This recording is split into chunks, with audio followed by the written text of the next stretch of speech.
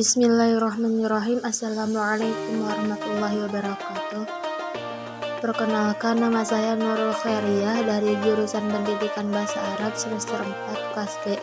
Di sini saya akan menjelaskan materi mengenai al-amar wa nahi tahliluhuma fi nasus al-arabiyah. Langsung saja ke pembahasan yang pertama mengenai pengertian amar. Amar wa huwa talibu al-fi'lu ala wajhi al-isti'la.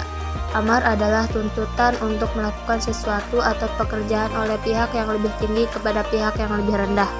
Nah, amar juga menurut ulama balaghah adalah tuntutan untuk melakukan sesuatu yang lebih rendah disertai paksaan. Pembahasan yang kedua mengenai sigot amar. Amar mempunyai 4 sigot. Yang pertama, fi'il amar. Semua kata kerja yang bersigot fi'il amar termasuk dalam insya talabi. Seperti contoh, aqimus sholah, dan dirikanlah sholat. Kata aqimu fi'il amar dan fi'il madi, aqomu yaqimu, yang mengandung arti mendirikan atau melaksanakan. Kemudian yang kedua yaitu fi'il mudhari yang diikuti dengan lam amar. Contohnya seperti perintah untuk berinfak yang diterangkan dalam surat At-Tolak ayat 7. Kemudian yang ketiga yaitu isim fi'il amar. Contohnya ajakan untuk sholat dan menuju kemenangan. Hayya 'alas sholah, hayya 'alal falah. Mari melaksanakan sholat, mari menuju kemenangan. Kata hayya yang berarti mari dalam kalimat tersebut adalah sebuah kata yang berbentuk isim, tetapi mengandung makna amar sehingga disebut isim fi'il amar. Kemudian yang terakhir atau yang keempat yaitu masdar sebagai ganti fi'il amar. Contohnya perintah untuk berbuat baik kepada kedua orang tua. Seperti contoh yang telah tertera di video yang artinya, dan berbuat baiklah kepada orang tua, kerabat, anak yatim, dan orang-orang miskin yang bertutur katalah yang baik kepada manusia. Nah, kata ihsana yang mengandung arti kebaikan dalam ayat tersebut adalah bentuk masdar dari kata ahsana yahsunu ihsana yang digunakan dalam makna fi'il amar yang artinya berbuat baiklah. Kemudian pembahasan yang ketiga yaitu penyimpanan makna amar dari makna aslinya. Dalam konteks tertentu, kalimat perintah ini terkadang menyimpang dari makna aslinya dan menunjukkan makna-makna lainnya. Diantaranya ada 10, yaitu yang pertama doa. Doa adalah apabila sesuatu perintah tersebut berupa permohonan yang datang dari bawah kepada yang di atas. Kemudian yang kedua yaitu iltimas, tuntutan untuk melakukan sesuatu dari pihak yang sederajat kedudukannya. Kemudian yang ketiga yaitu jika perintah ditujukan kepada sesuatu yang tidak berakal dan mengharap sesuatu yang didambakan yang tidak mungkin terjadi. Kemudian yang keempat yaitu irsyad, yaitu bimbingan jika perintah tersebut misalnya berisi pepatah. Kemudian yang kelima yaitu ibahah. Ibahah adalah kebolehan, kebebasan untuk melakukan atau tidak melakukan sesuatu. Yang keenam yaitu takhyir, makna takhyir atau pilihan. Kemudian yang ketujuh yaitu takjiz, yaitu melakukan sesuatu yang tidak kuat untuk dilakukan atau perintah yang membuat mukhatab tidak mampu melakukan perintah. Kemudian yang kedelapan yaitu tahdid, menunjukkan makna tahdid, perintah yang disertai dengan ancaman. Kemudian yang sembilan yaitu taswiyah, yaitu menyangka salah satu dari dua perkara itu lebih unggul daripada yang lain.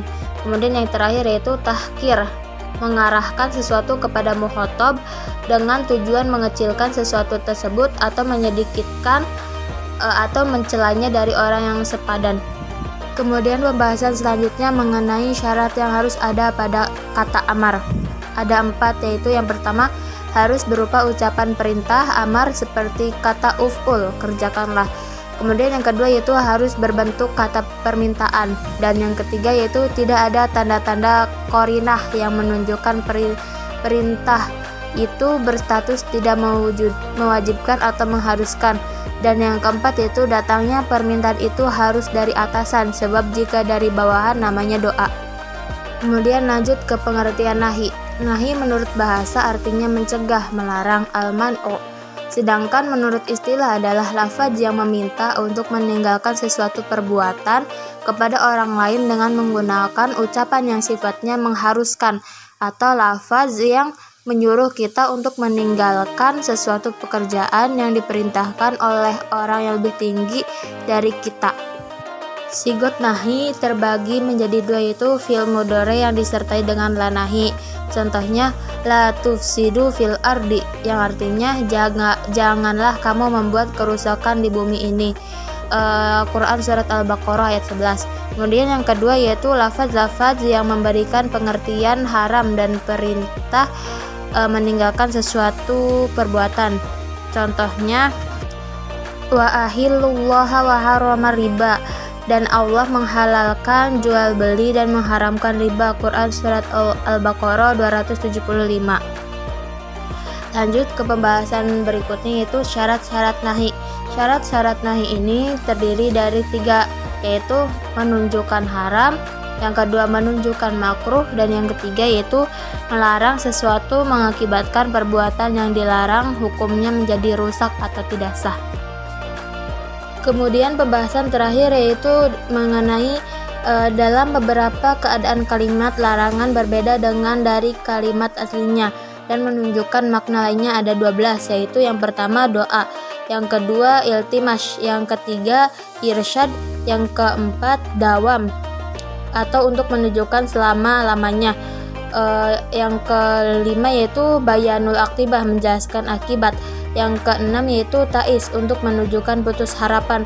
Yang ketujuh yaitu tamani, mengharapkan sesuatu yang sulit dicapai atau mustahil. Yang kedelapan yaitu tahdid, untuk menakuti. Yang kesembilan yaitu karohah, menyatakan kemakruhan. Yang kesepuluh yaitu taubih, mencela.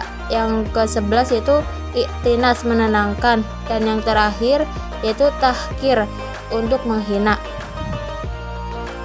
Mungkin cukup sekian yang bisa saya dapat sampaikan, kurang lebihnya mohon maaf. Syukran kasiron ala ihtimamikum wa istima'ikum. Wassalamualaikum warahmatullahi wabarakatuh.